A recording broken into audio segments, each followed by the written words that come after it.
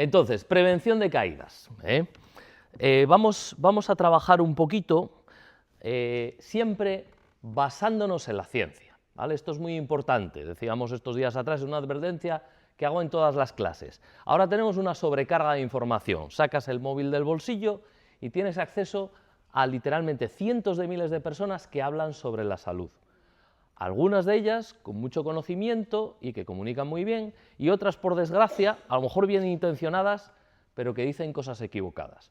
¿Cómo diferencias? No es fácil, ¿vale? Entonces, un consejo es que sigamos la información que promueven las instituciones públicas fiables. Por ejemplo, para hacer esta charla yo me he estudiado dos informes, uno de la Organización Mundial de la Salud, que es la autoridad mundial sobre salud, de esta gente nos podemos fiar, y luego del Ministerio de Sanidad, que también proporcionan información fiable para los médicos, para las personas encargadas de la salud y también para el público en general. Entonces, y luego, si entre lo que yo digo y lo que os dice vuestro médico, vuestro fisioterapeuta, hay una contradicción, haced caso al médico o al fisioterapeuta, porque ellos conocen vuestro caso. Yo voy a hablar de casos generales, no puedo entrar, algunos sí que os conozco porque venís a clase, pero a otros no os conozco y entonces no puedo hablar en detalle de lo que te pasa a ti. Entonces, si hay esa dicotomía, hacemos caso siempre al médico.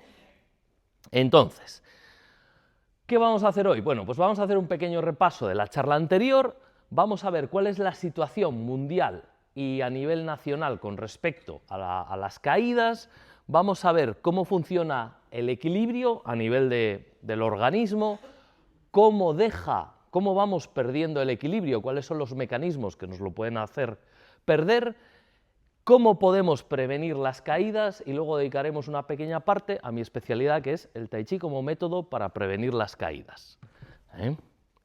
Entonces, antes de empezar, ahora vamos a hablar de estadísticas. Y los números, cuando os hablo de cientos de miles o de millones de personas, eso es muy frío. Pero yo creo que si ahora hacéis un poco de memoria, todos podéis pensar en alguna persona que conocéis o que conocisteis, que o bien sufrió gravemente o bien murió a consecuencias de una caída. Es decir, las caídas son algo serio. Yo no os quiero meter miedo, pero sí quiero que estéis bien informadas. Y es algo que ocurre cada vez más. Una cosa buena que tiene esta sociedad es que alarga la vida. Y entonces, si ese alargar de la vida no va acompañado de un alargamiento o un aumento de nuestras capacidades funcionales, pues lo que ocurre es que cada vez hay más caídas, como veréis. Entonces, queremos poner coto a esta, entre comillas, epidemia de caídas, ¿vale?, que está habiendo, como veréis. Yo me estoy acordando, por ejemplo, cuando era niño, mi primer contacto con la pérdida, con la muerte, fue que estaba en casa de mi abuela una mañana y mi abuela recibió una llamada. Estaba yo solo, normalmente íbamos mis dos hermanos y yo, pero yo no sé por qué aquel día estaba solo, tendría 6 o 8 años, no sé exactamente. Y entonces mi abuela recibió una llamada y se echó a llorar. Y yo le preguntaba, abuela, abuela, ¿qué te pasa? Y no me respondía, y estuve un rato llorando. Resulta, luego me enteré, de que un hermano suyo, bajando unas escaleras, se había caído y se había matado. Entonces, ese fue mi primer contacto con la experiencia de alguien que estaba, ya no está, y fue por una caída, ¿no? Entonces, hay que estar conscientes de estas cosas.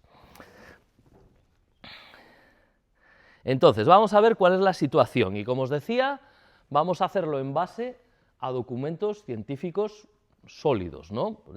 Las instituciones públicas suelen, digamos, tomar la información, mucha información, de distintas instituciones científicas y condensarla en informes que se pueden leer, pues por ejemplo, yo qué sé, el ministro de Sanidad o el consejero de Sanidad de aquí de Avilés, de Asturias, o la concejala de Ciudad Saludable de Avilés, informes que en relativamente pocas páginas les hacen entender un problema y cómo tomar medidas para resolver ese ese problema. O también para nosotros, porque la mayor parte es bastante fácil de entender, ¿no?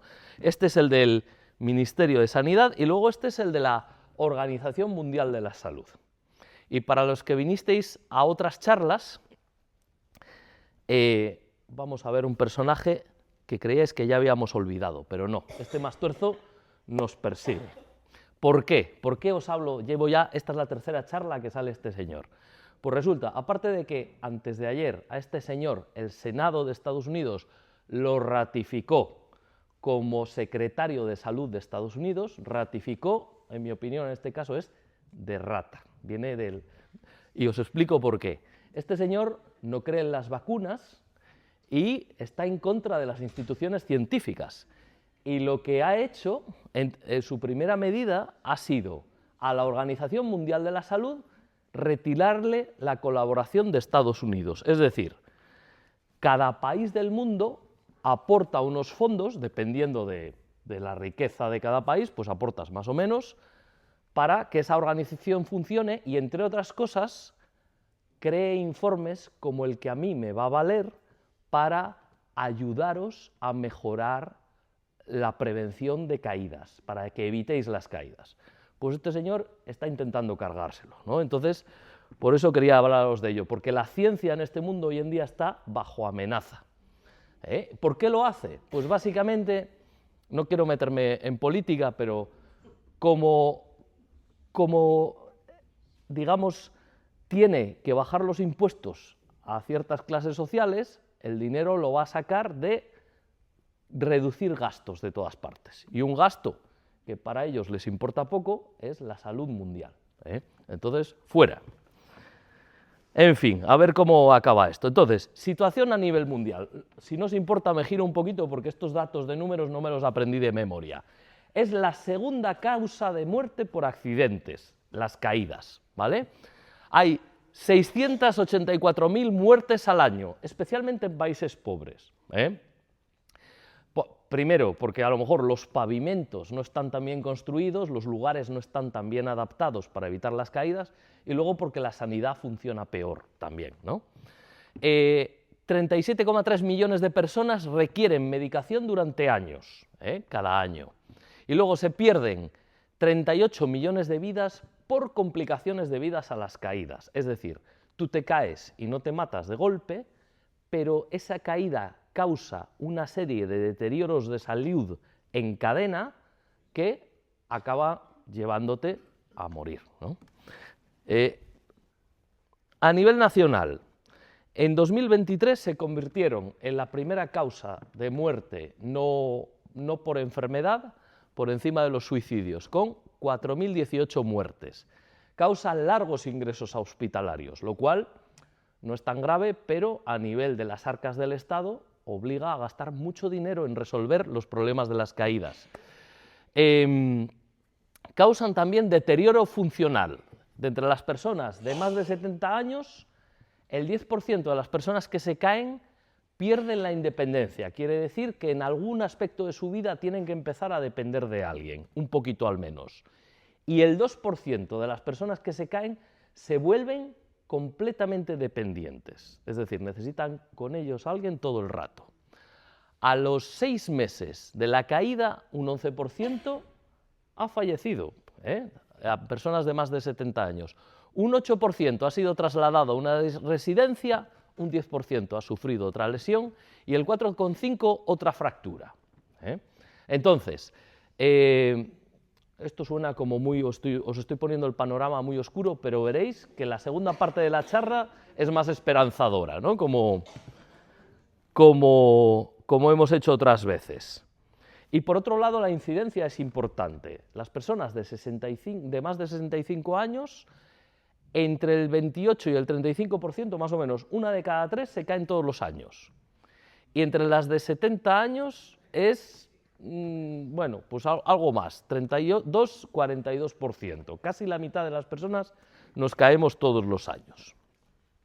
Y por último, ya a nivel de Asturias, del año 2005 al año 2017, fijaros cómo ha subido la incidencia de caídas. Sí que es cierto que ha aumentado un poquito la cantidad de personas mayores que somos en Asturias, pero no ha aumentado tanto, es decir, poco a poco vamos aumentando en incidencia de caídas. Y aquí estamos para luchar contra eso, como veréis. Entonces, vamos a ver un poquito cómo funciona el equilibrio. El equilibrio es un sistema bastante complejo, que implica a diversos elementos. Por un lado, el equilibrio en el oído interno tiene una serie de sistemas, unos canales semicirculares que funcionan en 3 dimensiones que detectan cómo se mueve la cabeza. Luego lo veremos en un vídeo. También depende de la vista. Cuando yo me pongo en equilibrio con los ojos cerrados, es más fácil caerme que con los ojos abiertos. Depende también de la información que manda la propiocepción.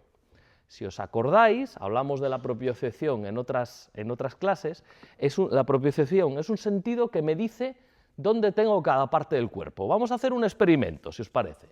Vais a cerrar un momento los ojos y vais a subir la mano por encima de la cabeza. Sabéis que la mano está encima de la cabeza, ¿verdad?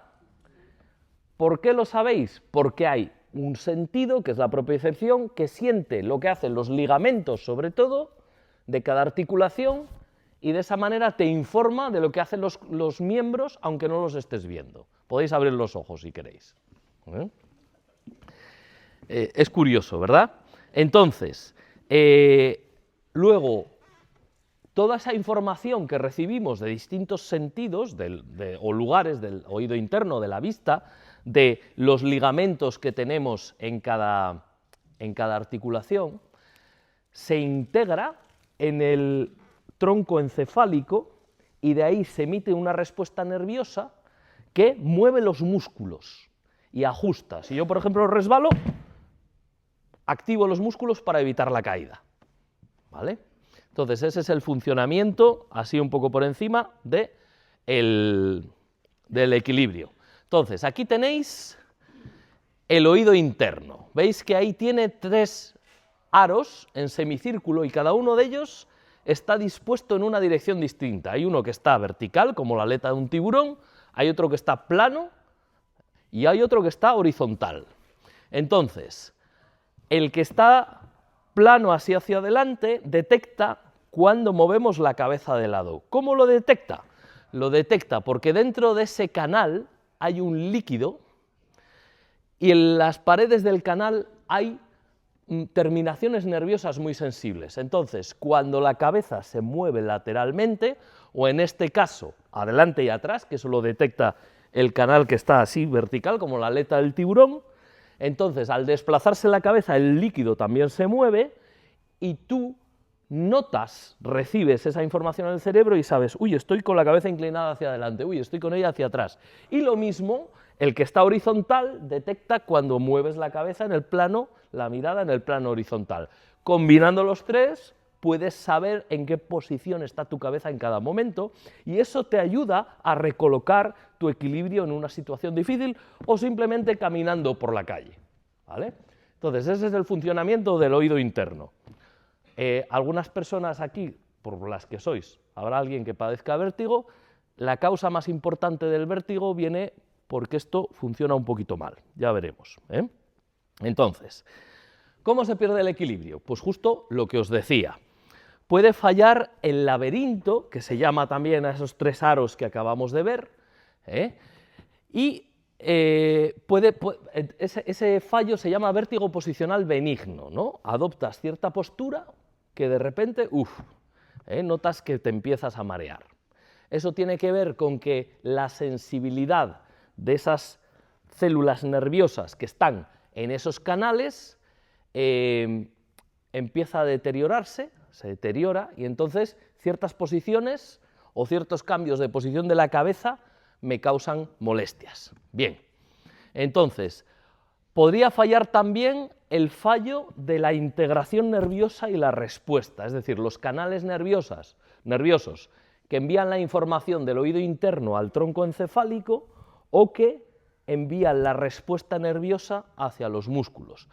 Hay una enfermedad que se llama de Ramsay-Hunt que ocurre cuando ese virus que se llama herpes zóster, que a veces puede ser muy doloroso, no sé si algunas lo habéis padecido, que a veces afecta al nervio trigémino y es dolorosísimo, pues también puede afectar al nervio auditivo, el que va por el oído interno, que viene y afecta entonces también al sentido del equilibrio, porque hay mala comunicación, ¿vale?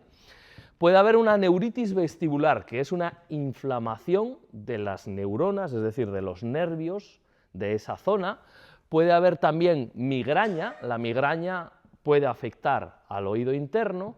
Y por último, hay ciertos tumores benignos que pueden afectar a esos nervios, y todo ello causa un deterioro, ¿vale? Entonces, por otro lado, una manera de perder equilibrio es que los músculos se vuelvan débiles, que ocurre a un porcentaje importante de la población según van pasando años de sedentarismo, ¿vale? Entonces, la solución para eso, la veremos luego, tendría que ver con fortalecer los músculos, porque si yo tengo un sentido del equilibrio muy desarrollado, pero mis músculos no son capaces de corregir una posición extrema, una situación de emergencia, pues entonces me voy a caer, que vais a ver un vídeo luego sobre el tema. Puede ocurrir también, asociado a otros tipos de vértigo, el mareo persistente perceptual postural. ¿Qué es eso? Pues a lo mejor os pasa a algunos que cuando estás en un entorno con muchos estímulos visuales, como por ejemplo en un centro comercial, con música, con ruido, con mucha gente moviéndose, o viendo en el cine una escena de estas de películas que les gustan ahora a los guajes de superhéroes, Spider-Man 27, que ya hicieron 26, bueno, pues la 27, vas a verla con un sobrino, con un nieto, y de tanto movimiento te mareas, o incluso a veces una página de periódico con fotos y muchas letras te puede causar mareo, no sé si alguna vez os ha ocurrido, y va asociada a otros tipos de vértigo, Y luego, otras situaciones neurológicas, algunas patologías neurológicas del cerebro, del sistema nervioso, afectan al equilibrio, por ejemplo, el Parkinson, el Alzheimer y otras enfermedades neurodegenerativas. También puede ocurrir por efectos secundarios de una medicación. Alguna vez quizá hayáis tomado alguna medicación que os causaba un poco de mareo, un poco de náusea, un poco de vértigo. Y luego, ciertas enfermedades psiquiátricas también pueden causar deterioro del sistema nervioso. Y por último, lo que más nos importa sería el deterioro por la falta de uso, porque como hemos visto en charlas anteriores, toda parte de nuestro organismo que no se usa regularmente se va deteriorando. Si ahora cuando termine la charla y vaya para casa, voy a tener que coger a mi hija pequeña, que es lista como una ardilla, pero no quiere estudiar las divisiones, y me voy a tener que sentar con ella un par de horitas a hacer divisiones. Y si lo hacemos regularmente, acabará dividiendo muy bien y sacará una buena nota, que es lo que vamos a intentar. Pero si ella se olvida de dividir y deja de usar eso, dentro de 30 años, cuando sea madre y tenga que ayudar a su hija, va a tener que hacer lo que voy a hacer yo, que es ponerme un vídeo de YouTube para repasar cómo se dividía por varias cifras, porque no me acuerdo muy bien, ¿vale?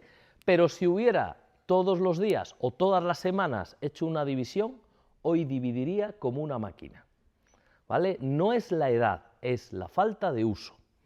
Si salís ahí fuera, hay una exposición de fotos maravillosa, de retratos de personas de África, niños, mayores, mujeres, hombres, grupos, personas individuales. Hay algunas miradas impresionantes.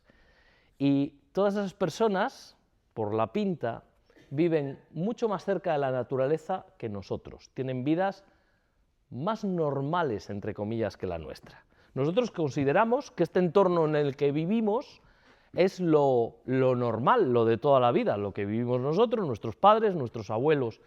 ¿Qué va a ser lo normal? Lo normal para un organismo humano es vivir en el monte. Y cuando tú te mueves por el monte, y si hay alguien aquí que haga senderismo, no es lo que hacemos cuando hacemos senderismo, porque cuando hacemos senderismo es caminar por una senda que está un poquito alisada, un poco domesticada, pero en muchas partes de la naturaleza no hay sendas, y entonces te tienes que mover monte a través. Y entonces tienes que ir haciendo toda una serie de movimientos, cada paso que das es diferente. Donde no hay una piedra hay un agujero, y si no encuentras un poco de musgo, y si no hay verdín que resbala. Cada paso hay que pensarlo antes de darlo, porque puedes resbalar o caerte. Es una manera de caminar muy distinta y activa mucho más el sentido del equilibrio. Con lo cual, las personas que salen en esas fotos, seguro que tienen, bueno, digo seguro, me parece muy probable que tengan bastante mejor equilibrio que cualquiera de las persona de nuestro mundo con la misma edad. Vale, entonces lo que queremos es usar nuestro sentido del equilibrio más para ayudarlo a que se desarrolle. Incluso si porque tenemos alguna patología de este tipo hemos perdido una parte de, digamos, un porcentaje de la capacidad, pongamos que yo tengo la primera, un fallo del laberinto, el vértigo posicional benigno. Esos canales que veíamos antes funcionan un poquito mal. Y entonces a veces me tambaleo un poquito. Pero si yo mejoro todas las demás partes de ese sistema, mejoro la capacidad de mi vista de mantener el equilibrio, mejoro la fortaleza de mis músculos, uso las vías nerviosas que comunican el tronco encefálico con los músculos, voy a poder ayudar a mi equilibrio a que, aunque tenga esa limitación, se fortalezca. Entonces, ¿cómo prevenimos las caídas? Pues en estos manuales, tanto en el de la Organización Mundial de la Salud como el del Ministerio de Sanidad, proponen varias cosas muy parecidas. Por un lado, educar a la gente, lo que estamos haciendo aquí. Vosotros queréis aprender sobre el tema y habéis venido aquí, y yo me he estudiado estos dos manuales y llevo 22 años enseñando a la gente a mejorar su equilibrio, y entonces os estoy comunicando una información. Es muy importante, ¿no? Tanto a nivel personal como a nivel de comunidades o de países. Priorizar la investigación, lo que el otro más tuerzo no quiere hacer, que corta los fondos. Pues es importante priorizar la investigación, porque cuanta más información tenemos sobre un problema, mejores decisiones podemos tomar sobre él. Establecer políticas de reducción de riesgo. Seguro que alguna vez habéis ido por la calle de la Cámara y hay un señor, un operario del ayuntamiento, con una máquina que da vueltas circular haciendo un ruido horroroso en la acera. ¿Es verdad que lo habéis visto? ¿Qué está haciendo? A base de caminar miles de personas por esas baldosas, se van alisando. Y cuando llueve, si están completamente alisadas, resbalan como si fuera una pista de patinaje. Lo que hace es un mecanizado de la superficie para volverla rugosa y que agarren mejor los zapatos. Eso es una política de prevención de caídas, que está muy bien. Otro ejemplo que os pongo, pues Ana Fernández Guerra, la concejala de Ciudad Saludable, me invitó este verano pasado a dar unos talleres de prevención de caídas, en los que, bueno, pues trabajamos de manera práctica lo que vamos a hablar hoy en teoría. Pues eso es otra política de prevención de caídas. Modificar el entorno para que sea más seguro, hablaremos de ello en detalle, pero tanto a nivel de sociedades como a nivel personal podemos mejorar la seguridad de nuestro entorno. Y por último, entrenar el equilibrio, ¿vale? Entonces, modificar el entorno. Bueno, pues un lugar, por ejemplo, donde tiende a haber muchas caídas es el baño. Algo que se tiende a recomendar y que incluso muchos ayuntamientos subvencionan. Intenté informarme del tema si en Avilés se hacía, pero creo que no. Pero en cualquier caso, el hecho de cambiar ese obstáculo que es la bañera, que tienes que hacer un paso de este tipo para meterte y salir de él, pues al final ayuda a evitar las caídas. Por otro lado, es importante fijarse, porque claro, a lo mejor el baño de tu casa lo tienes de maravilla, ¿no? Súper adaptado, un plato de ducha rugoso. Me estoy acordando, mi abuela Mercedes, la otra abuela, tenía en su bañera unas tiras que eran como de lija. Aquello agarraba, ahí no te caías ni para atrás, porque casi lo pisabas y hacía daño. Eran unas tiras alargadas de color oscuro, que ahí pisabas y no te caías. Yo eso no lo he vuelto a ver. No queda muy guapo, la verdad, muy estético, que ahora todo se busca que sea como muy de diseño, pero era muy seguro. Te vas de vacaciones, por ejemplo, y compartes baño. Si os toca compartir baño con mis hijas, vais a encontrar 3 litros de suavizante recubriendo la superficie. Y sabéis que el suavizante resbala como el aceite de motor. Entonces, ¿qué puede hacer uno? Cuando cambia de espacio, asegurarse de que ese espacio sea lo más seguro posible y quizá hablar, por ejemplo, yo cuando mis hijas comparten baño con personas mayores que a lo mejor podrían resbalar, les digo, cuando terminéis de ducharos, pasad la alcachofa de la ducha y frotad un poquitín así para que se vaya el suavizante, porque si no, Tito o Tita podrían resbalar y hacerse daño. Entonces, ese tipo de cosas parece que no, pero ayudan, ¿no? Luego, otro aspecto del entorno es el calzado. Yo hace muchos años que dejé de usar tacones, porque parece que no, pero es una posición más inestable, no es un zapato que promueva la estabilidad. Te vas a caer más fácil si vas con tacones. ¿Que ocasionalmente los usas una noche que quieres salir elegante y demás? Perfecto, pero siempre con cierta moderación y vigilando dónde pisas, ¿no? Otro aspecto es cómo está la suela del zapato. Yo tengo zapatos que a lo mejor son de buena calidad y por arriba están perfectos, pero la suela está muy gastadina. Entonces, o bien los llevas a que les pongan una suela para que agarren bien, o bien no te los pongas un día que llueve, porque hay ciertas aceras de Avilés que resbalan muchísimo con un zapato que esté liso por debajo. Y otra cosa, a lo mejor aquí a alguien le gusta, conozco a algunas personas, Maite, que nos gusta el senderismo. ¿Dónde está Maite? No la veo. Bien. Ah, marchó, vale. Bueno, en cualquier caso, nos gusta el senderismo, y te vas de monte con esas zapatillas técnicas que agarran muchísimo y dices, buah, pues con esto, por las aceras de maravilla. No. ¿Por qué? Exactamente, los tacos están hechos para agarrarse a las irregularidades de un terreno agreste, salvaje, pero en la acera el taco no se agarra a nada y reduce la superficie de contacto. Entonces se da la paradoja de que las zapatillas de montaña o las botas de montaña en las aceras mojadas agarran muy mal, ¿vale? Entonces, ¿calzado de tacos? No. Es un poco como llevar tacones, pero muchos, en lugar de uno solo. Entonces, siguiente idea, la iluminación de la casa. Muchas veces por ahorrar luz, como ya conoces tu casa desde hace años y años, pues te mueves medio a oscuras. Y eso puede ser un problema, porque te puedes... Mira, no sé si os acordáis de lo que le pasó a Joaquín Sabina. No, hace un tiempo se cayó al foso y tuvo una lesión seria, ¿verdad? Esto es un peligro. Yo me los he apartado un poco y bueno, más o menos estás consciente si se ven bien.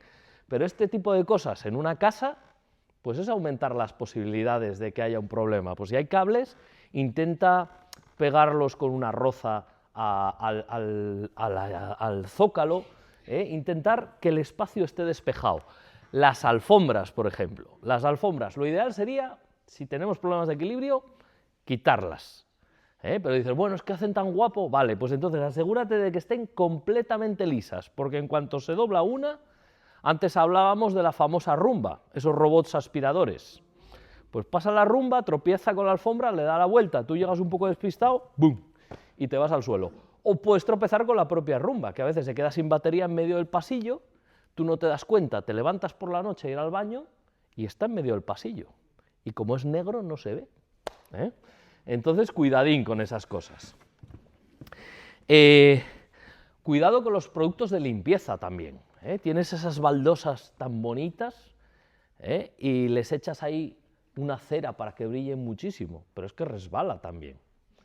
Entonces, a lo mejor que estén un poco más opacas, limpias, pero que no brillen tanto, pero que agarre bien el suelo. Y si acabas de fregar, no te dediques a pasear por toda la casa porque el suelo mojado resbala.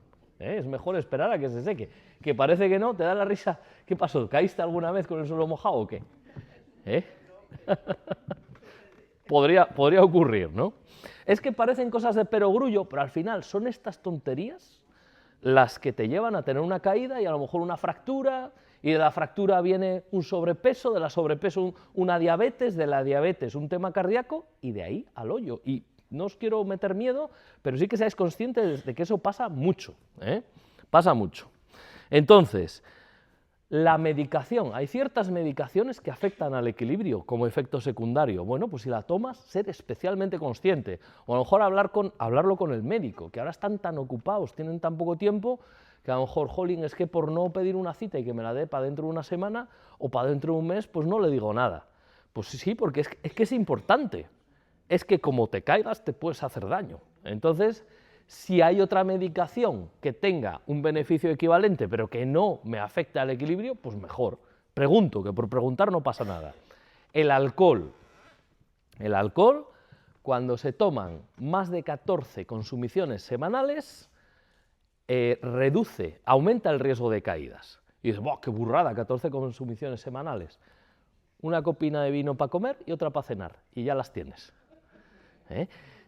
A mí me duele decirlo, porque entiendo que en nuestra cultura pues, el vinín, la cervecina, pues está muy integrado, pero la ciencia dice que es un veneno de acción lenta, que te deteriora antes. Luego cada uno que haga sus elecciones, ¿no? Pero que lo sepáis, que el alcohol influye. Y no te digo nada ya si mezclas ciertas medicaciones con el alcohol, entonces ya, jauja.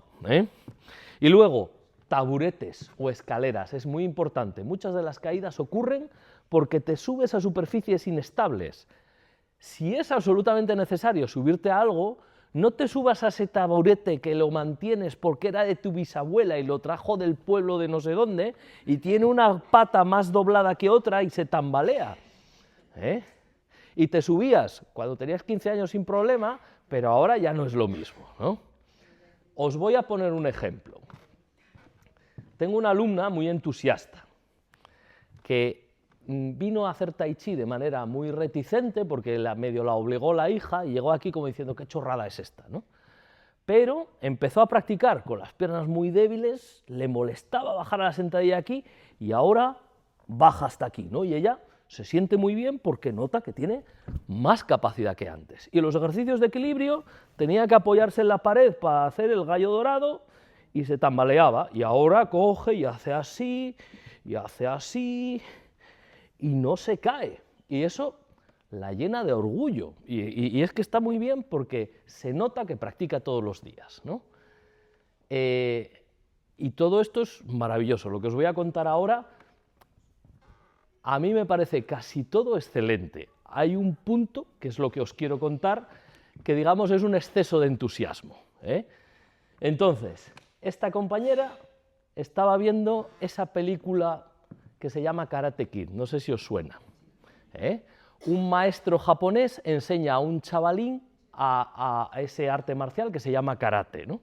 Y entonces, uno de los movimientos que le enseña, que es una escena muy bonita, es la patada de grulla. La patada de grulla, el chaval se sube a un tronco, se coloca sobre una pierna y ¡buah!, lanza la patada con la otra, ¿no? Ahí está practicando. Claro, chavalín de 16 años, sin problema. Pues esta compañera, presa del entusiasmo, de sentirse con mucho equilibrio, marchó para la cocina, cogió un taburete y su marido desde el dormitorio oyó clon, clon, clon en la cocina. Fue para allá corriendo y la encontró levantándose. ¿Qué pasó? ¿Qué pasó? El taburete en el suelo. No pasó nada, no pasó nada. Pero podía haber sido muy gordo.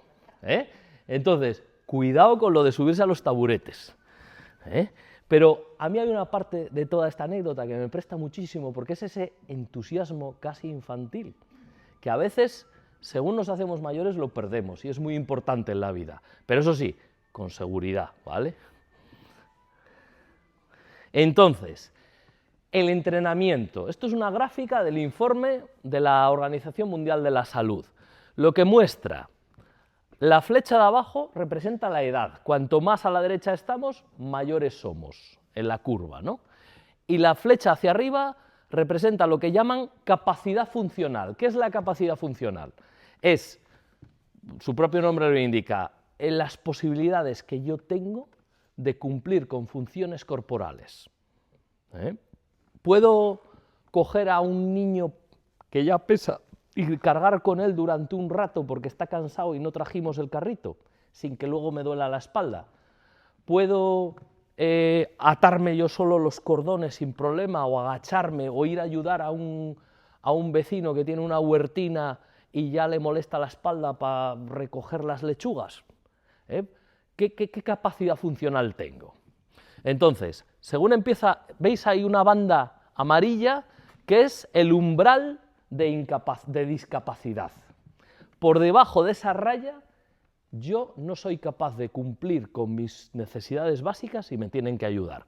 Cuando empieza la vida, uno empieza siendo un bebé y un niño pequeño, necesitando que te ayuden a hacer las cosas. Tienen que cargar contigo, llevarte en un carrito, ayudarte a caminar, darte de comer, pero según vas avanzando por la vida vas ganando función, capacidad.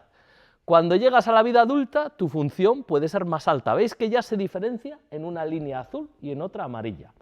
La línea azul representa a una persona que entrena, que sigue haciendo actividad física para desarrollar su capacidad funcional. Hace algún tipo de deporte, idealmente algo, primero, que respete las articulaciones para no lesionarse, porque la lesión te puede llevar hacia abajo, y dos, que active las diferentes posibilidades de movimiento del cuerpo, porque hay gente que son muy buenos corredores, pero de cintura para arriba tienen tan poquita fuerza que luego un día están de monte y se tuerce alguien el tobillo y no pueden ayudarle a cargar, no pueden cargar con el peso de esa persona, por ejemplo.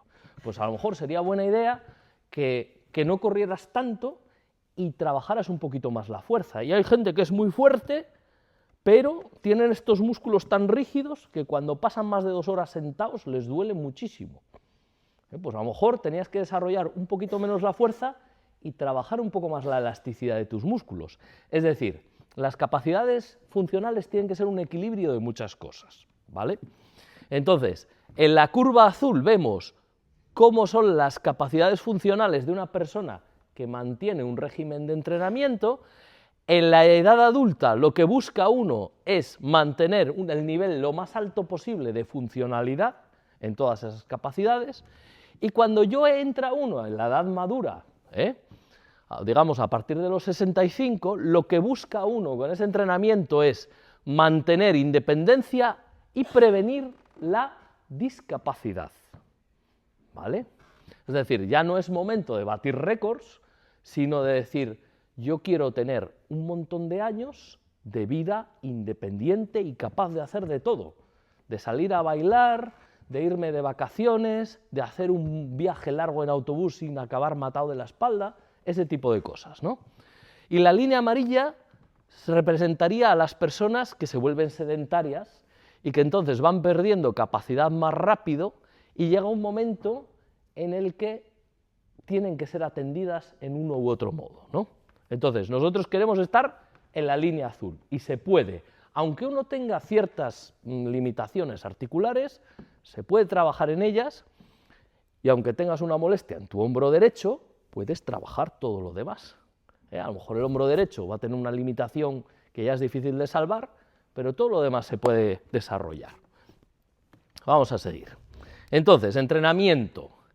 ¿A qué se refieren en estos dos documentos sobre la prevención de caídas con entrenamiento? Pues se habla de un tipo de ejercicio que sería una gimnasia funcional, que tiene que ver con levantar pesos, con hacer ejercicios de equilibrio, de resistencia, o bien el tai chi, que se recomienda tanto en el documento del Ministerio de Sanidad como en el documento de la Organización Mundial de la Salud. Esas dos aproximaciones son válidas. ¿Qué pasa? Me vino hoy, bueno, no es que me viniera bien, pobre mujer, ¿no? Pero hoy estaba dando clase, algunas estabais allí, Rosa, por ejemplo, creo, y en el parque, y vino una señora con un brazo metido dentro de la chaqueta, y me vino a preguntar por las clases de Tai Chi. venía a hacer unas clases de gimnasia de mantenimiento y habían hecho un ejercicio en el que había que caminar rápido hacia atrás. Y había tropezado, se había caído y se había roto el cúbito y el radio. Entonces venía a buscar algún tipo de ejercicio que fuera menos exigente en ese sentido. Yo personalmente creo que hacer correr a personas de cierta edad para atrás es un poco insensato, ¿no? Pero quizá en esta sociedad hemos aceptado que hacer deporte implica lesionarse de vez en cuando. No. Lo que pasa es que tenemos un enfoque de la actividad física basado en los resultados externos, basado en tener una figura para presumir de ella, basado en que mi equipo metió más goles que el tuyo y entonces me río de ti en el instituto. Basado en que yo soy la gimnasta, mi hija mediana hace gimnasia, yo soy la gimnasta que más puntuación sacó en el último campeonato. Y si para ello tengo que, el entrenador, pues exige tanto a las guajas que de 40 gimnastas, 2 se te lesionan por el camino, o 4 o 5, pues es un precio aceptable a pagar. Y eso es algo que a mí no me parece bien. Los 22 años que llevo dando clase, que yo sepa, nadie se lesionó en mis clases. Entonces, resumo mucho porque de esto ya hemos hablado. ¿Qué es el Tai Chi? Que recomiendan en estos 2 documentos como actividad recomendada para prevenir las caídas. Pues es una gimnasia suave, de origen chino, que se basa, por un lado, en la relajación. Muchas veces uno de los problemas que tenemos es que estamos demasiado rígidos en algunas zonas. Quien haya trabajado, por ejemplo, en una oficina tecleando en un ordenador, pues notará esto seguramente muy tenso, incluso un porcentaje de estas personas desarrollan problemas cervicales. Bueno, pues una de las ideas centrales es relajar la estructura. La relajación a nivel de caídas tiene otra ventaja, y es que cuando estás rígido te vuelves más frágil, el cuerpo se comporta como una estatua de cristal que se cae como un bloque y se quiebra más fácilmente. Sin embargo, si tú estás relajado, eres un poco como si fueras de goma. Como los niños pequeños. Los niños pequeños tienen un tono muscular mucho más suelto y bajo que los adultos, y entonces se caen y no les pasa nada. Si tú estás relajado, te caes y te levantas. Entonces, eso es lo que queremos trabajar un poquito. Hay una técnica para hacer esto, no probéis a hacerlo en casa. Si queréis un día, no proviene exactamente del Tai Chi, pero si lo haces cientos de veces, ya tienes el hábito, y el día que estés caminando para atrás y tropieces con un cable, puedes hacerlo para evitar hacerte daño. Entonces, la relajación, aunque parezca que no, es importante para, una vez que te estás cayendo, hacerte menos daño. El control articular, es muy importante alinear las articulaciones donde mejor funcionan. Si yo, por ejemplo, levanto un peso haciendo esto con la espalda, me voy a hacer daño. Es más probable que me haga daño, no digo que me vaya a hacer daño seguro, porque depende del peso y de cómo tenga la espalda. Pero lo ideal sería que cada vez que yo cargue con un peso tengo la columna perfectamente alineada. Y eso es una de las cosas que vamos a aprender en clase, ¿no? Se hace con movimientos sencillos o con danzas largas, ¿vale?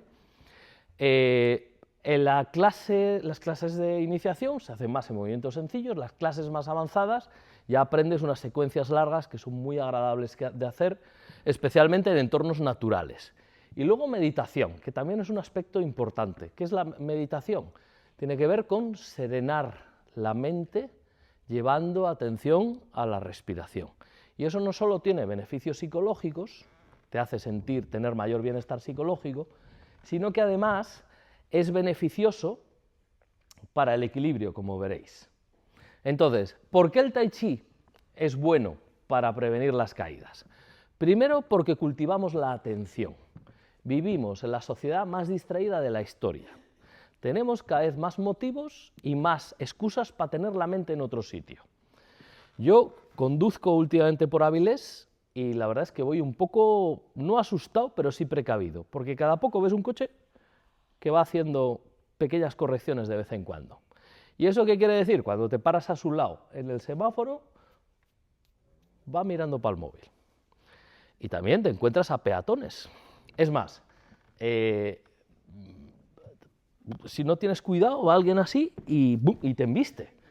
porque va a lo mejor un chaval que acaba de responderle la mocina con la que está intentando a ver si la hace tilín, y vamos, no se va a fijar en lo que tiene delante, ¿no? Entonces, esa distracción constante hace que no seas consciente de tu entorno, y eso aumenta las posibilidades de caerse. Entonces, os voy a proponer un pequeño ejercicio. Vais a poner las manos, me voy a tomar la libertad de sentarme. Vais a poner las manos debajo del ombligo y vais a dejar que el abdomen se relaje, el pecho, la boca del estómago y toda esta zona se relaje, la coronilla erguida, no dejáis que se caiga, no quiero ver a nadie cabecear. Y vamos a darnos cuenta de que estamos respirando. Entonces, dejad que el cuerpo respire como él quiera y poned atención en esas sensaciones con las que vuestro cuerpo os está diciendo que está respirando. Por un lado, podéis notar que el aire entra fresco por las fosas nasales, entra un poco fresquito y sale más cálido. Notaréis también que vuestras costillas se ensanchan y se encogen.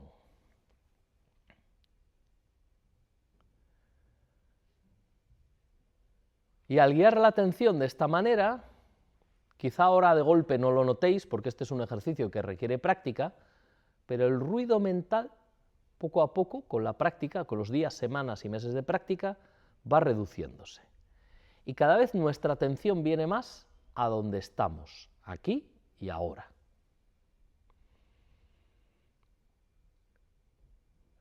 Y eso tiende a serenar la mente, por ejemplo, cuando acabas de tener una discusión con alguien, o te vienen preocupaciones a la cabeza, o andas angustiada sin saber muy bien por qué. Es un poco, a mí me gusta decir que es como cuando cocinaste en casa algo elaborado y está la cocina patas arriba y entonces friegas todo, metes en la lavavajilla y terminas de pasar la bayeta a la encimera y entonces lo ves y queda precioso. Pues esto es un poco como pasar la bayetina a la encimera de la mente, ¿no? Crear un poquito de silencio. Y luego a lo mejor dentro de media hora llegan los guajes a preparar la merienda y hacen un bocadillo de salchichón y lo dejan todo perdido de migas otra vez. Pero ya estuvo limpio, ya es diferente, ¿verdad? Entonces, descansad, parece que no, pero aparte de traer un beneficio, como os decía, psicológico, ayuda a crear un hábito de tener la atención aquí donde estás, a distraerte menos, ¿no? Entonces, en ese sentido, es interesante, ¿vale? Os lo describo y luego entramos en detalle en cada uno de ellos. También vamos a entrenar el equilibrio, ¿vale? Vamos a entrenar la fuerza. Mejoraremos la densidad ósea, que aprovecho para deciros, dentro de un mes exactamente, el 17 de marzo, vamos a hacer una charla específica sobre la osteoporosis y cómo prevenirla, que también se puede. Y también vamos a estar más relajados, que como os decía, ayuda a que los golpes sean menos dolorosos. Hace muchos años, cuando yo empezaba a hacer tai chi, hubo un estudio pionero en España sobre el tai chi. Se hizo en el Hospital del Vall d'Hebron y la conclusión fue que las personas que practican tai chi durante más de 3 meses tienen la mitad de fracturas por caída que las personas que no lo practican. Y en parte se debe a todos estos factores uno detrás de otro. Entonces, os voy a poner 2 ejemplos. Estos son vídeos que asustan un poco, pero para que estéis más tranquilos os voy a contar, los 2 tienen final feliz. En el primer vídeo, bueno, lo veis y luego lo comentamos.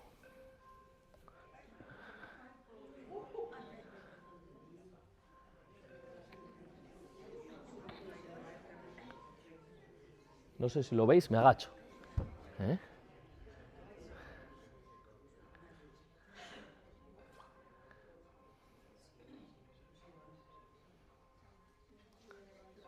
Bueno, ya más o menos visteis.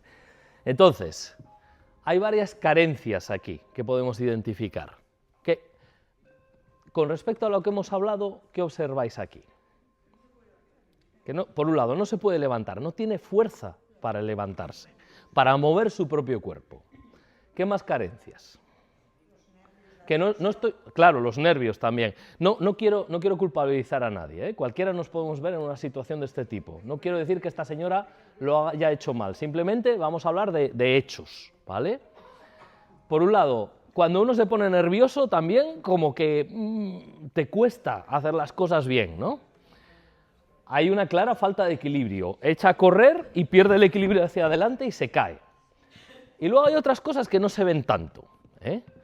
Hay un error de atención. Si tú tienes una pendiente,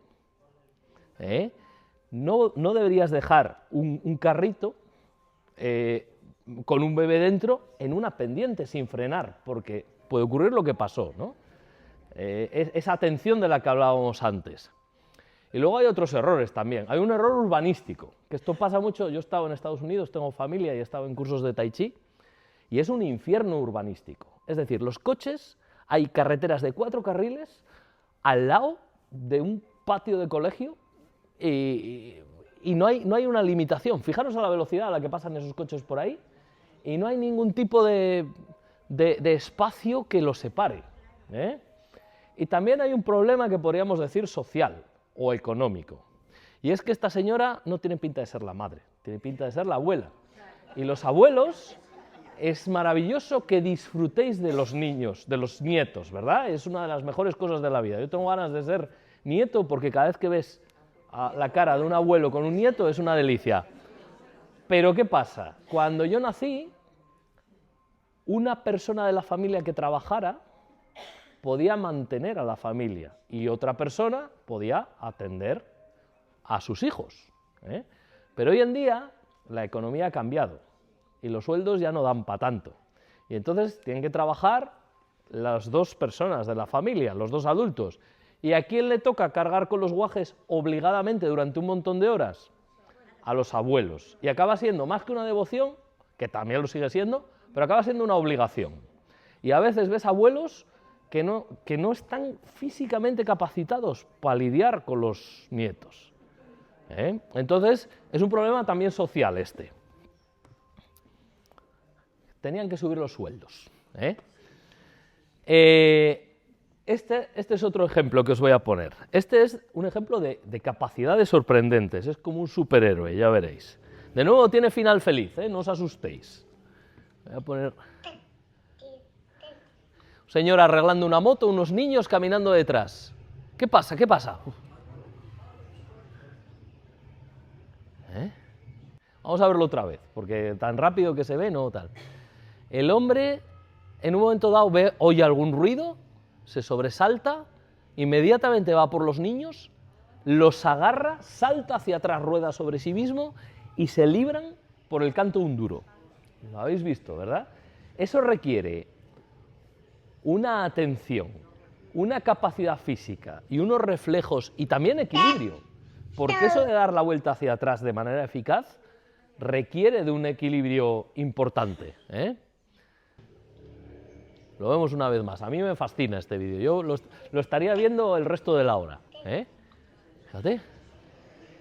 Y salva a 2 guajes, uno con cada brazo, ¿eh? Había que hacerle un monumento a este señor. Bien. Entonces, hablamos antes del cultivo de la atención, ¿no? en Tai Chi. El Tai Chi es una forma de meditación en movimiento. Cuando hacemos los movimientos del Tai Chi, procuramos que la atención esté en la respiración y muy centrada.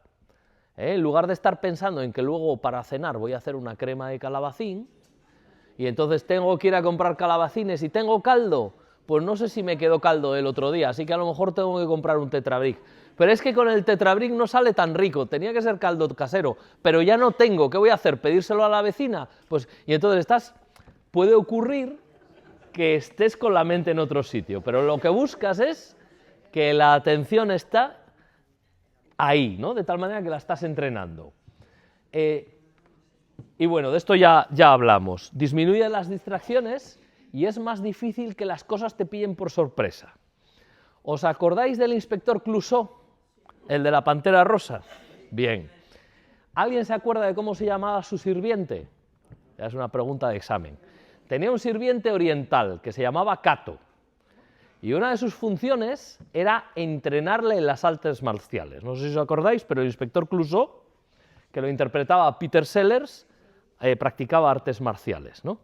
Y entonces, esto es una broma, una situación humorística que viene de una situación real, que es que las artes marciales chinas, para poner a prueba a los practicantes de nivel avanzado, los expertos, el maestro pedía a los alumnos que intentaran pillarle por sorpresa. Pillarle, a lo mejor, pues coges un bastón, te escondes en algún sitio de casa y cuando yo pase me das con el bastón en la cabeza. Había un maestro, por ejemplo, que se llamaba Moriei Ueshiba, de una tradición que se llama el Aikido, un sistema de lucha japonés, parecido al judo. Y entonces les dijo eso a sus alumnos, algunos de ellos eran como criados o aprendices que vivían en su casa, y entonces este señor, ya a los 80 y tantos años, les dijo a sus alumnos, que eran luchadores, jóvenes y fuertes y expertos, que se escondieran en los rincones de su casa y que intentaran darle un bastonazo. Y que si lograban darle el bastonazo, les contaría el secreto más profundo del arte. El secreto más profundo se fue a la tumba con él. La casa se llenó de chavales hábiles detrás de una puerta y en cuanto venía el maestro, ¡wup! Y el maestro hacía ¡wup! Y lo tiraba al suelo. Una y otra vez, así durante años. La anécdota más curiosa es que uno de ellos, cuando ya este señor era muy anciano, tenía 89 años, se fueron en tren. Iba con un alumno. Iban sentados en uno de estos compartimentos que va uno frente a otro y el maestro, con el traqueteo del tren, empieza a quedarse dormido. Y cuando ya está dormido, el discípulo piensa, mira así de reojo y piensa, cojo el paraguas y le doy. Y en ese momento vuelve a mirarle al maestro y el maestro le está mirando así, como diciendo, ni se te ocurra. Entonces, cuando se practica durante décadas de manera muy intensa, uno desarrolla casi un sexto sentido. No es algo mágico, es estar muy atento a tu entorno. Tenemos unos sentidos muy poderosos, ¿no? Entonces vais a ver aquí a Peter Sellers, interpretando al inspector Clouseau, que va diciendo, ¿pasa algo? ¿Noto algo? ¿Qué pasa? Un sexto sentido le dice que algo pasa, y cuando mira para abajo, está Cato, ese es el sirviente, que le sorprende finalmente. Y el otro cae ahí en la... Bueno. Entonces, entrenar la fuerza. Aquí veis al creador del Tai Chi que practicamos haciendo una postura. Esta foto ya tenía 60 y bastantes años, y fijaros qué posición tan hundida. La cadera está por debajo de la rodilla ahí. Eso hoy en día a mí me costaría hacerlo. Entonces, entrenar la fuerza es algo muy sencillo. Se trata de trabajar especialmente a nivel, los músculos más poderosos del cuerpo, que son los de las piernas, trabajar la sentadilla. Y eso es algo que lo puede hacer cualquiera. No os preocupéis, que suene sin problema. Es parte del entrenamiento de atención, es ser capaz de mantener la atención aunque haya una distracción. No es fácil a veces. Pero en mis clases los teléfonos suenan, o sea que aquí, si no os importa, que suenen también. Aumento de la densidad ósea. Entonces, como os decía antes, cuando uno realiza estos movimientos que os mostraba antes, cuando uno se pone en este tipo de posiciones, y no hace falta hacerlas muy vigorosas, no hace falta hacer como la foto que os mostré antes, si tú estás acostumbrado a agacharte hasta aquí y te agachas hasta aquí, esa bajada adicional le pone una tensión a los huesos. Dentro de los huesos hay unas células que se llaman osteoblastos, que construyen el hueso, son los albañiles del hueso. Hablamos de esto en charlas anteriores. Cuando tú adoptas una postura un poco más intensa de lo que estás acostumbrado, los osteoblastos lo notan esa presión adicional que tiene el hueso y trabajan con más ganas.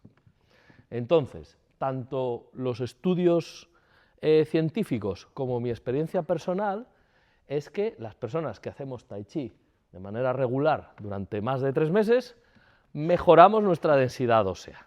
A mí casi todos los años viene alguna alumna, un poco sorprendida, y me dice, oye, ¿sabes lo que me pasó? Fui a hacer una densitometría ósea y de repente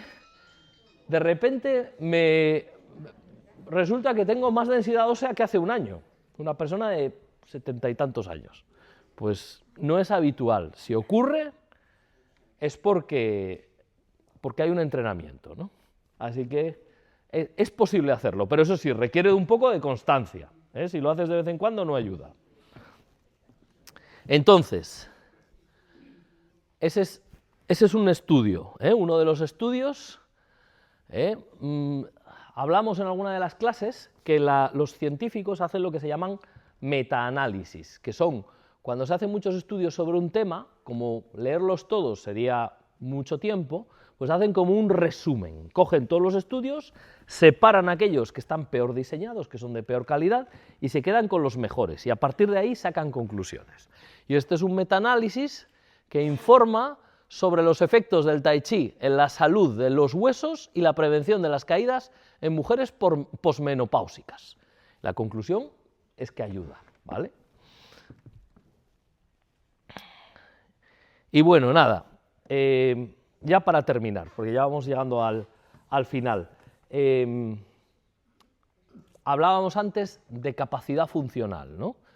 Si las caídas aumentan es porque perdemos la capacidad de movilizar nuestro propio cuerpo. Y hay quien podría pensar que se debe a la edad, pero si recordáis la gráfica que os mostré antes, a ver,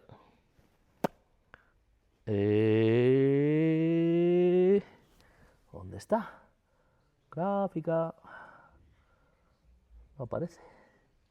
Aquí está, esta gráfica de aquí. Uno, mediante el trabajo personal, puede ponerse en la curva azul, la curva que está por encima del umbral de discapacidad, a lo largo de toda su vida. Y eso es una elección. Los genes, la herencia puede influir un poquito, pero si uno entrena con constancia durante un tiempo prolongado, mejora. Eso es un hecho y no es una idea que venga. Coime, se desconectó. A ver. Bueno, ya estábamos prácticamente terminando. Entonces, os animo a que hagáis por ello. No tiene por qué ser conmigo, pero buscad alguna actividad física que estimule vuestro equilibrio, ¿eh? Y que no tenga riesgos, como el de esta compañera que vino con el brazo en cabestrillo, la pobre. Entonces, si queréis curiosear en una clase de Tai Chi, os invito a que os acerquéis. Mañana a las 7 de la tarde vamos a tener una clase en la calle San Bernardo número 14, la calle de la antigua cafetería Pandora, que ahora es un restaurante, o del Mesón Salamanca. Sí, siempre me guío por los lugares donde se come bien, ¿no?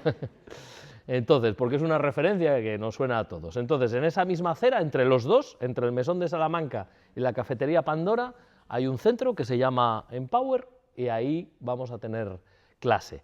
Si estáis interesados, para asegurarme de que no seamos demasiados y no entremos, dejadme por favor, allí en la butaca más cercana a la puerta y aquí tengo unos formularios, ponéis nombre, teléfono, si queréis el correo electrónico, y de esa manera, bueno, pues sé cuánta gente vamos a ser y desgloso el grupo o lo que sea. ¿Tenéis alguna duda? ¿Algún comentario? Sí, Matilde.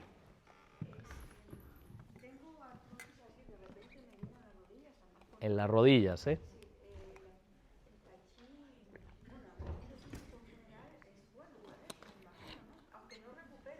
Lo hablamos, depende, lo hablábamos en las últimas charlas.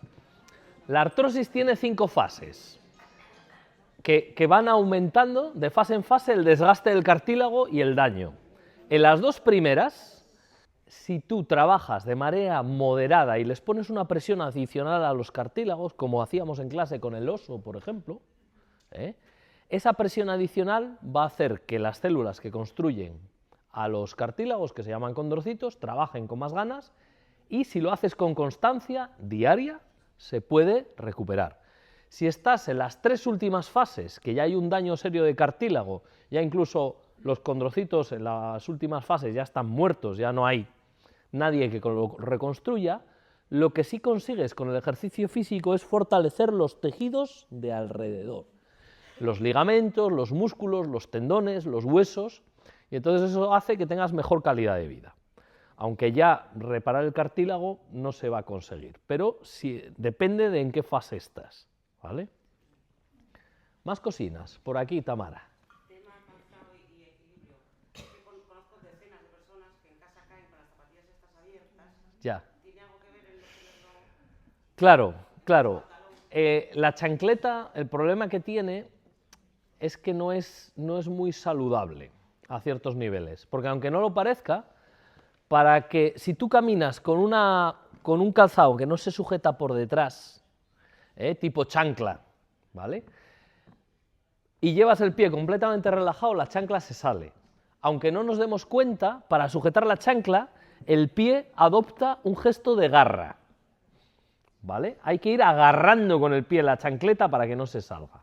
Entonces, eso a largo plazo puede lesionar incluso el pie. Yo tengo un cuñado que trabajaba de socorrista. Claro, para el socorrista es muy cómodo porque eso haces así, te tiras al agua a rescatar a alguien. Pero las usó durante años y años y acabó lesionando los pies y tenía una lesión relativamente seria y le dijeron, no, ¿qué usas? Muchas chanclas, ¿no? Pues sí, sobrecargaste el tejido que arquea el pie. Entonces, desde esa perspectiva, la chancla o el calzado que no va sujeto por detrás es cómodo porque llegas, pum, pum, metes los pies así y no tienes que engancharlo por detrás. Pero no es del todo recomendable a largo plazo. Claro, y encima, como no está bien sujeto al pie, aumenta un poquito el riesgo de que apoyes mal el pie dentro de ese calzado que está tan suelto y el propio zapato se convierta en un obstáculo para tu marcha. Entonces, como todo, no te va a cambiar, no es hacer una cosa y ya resolví el problema, son muchas pequeñas cosas que yo puedo hacer para mejorar y esa puede ser una de ellas. Más cosinas. Bueno, pues nada, muchas gracias por venir y si queréis probar una clase, mañana a las 7 en San Bernardo, dejáis ahí la nota, ¿vale? Gracias. Muy amables. Gracias.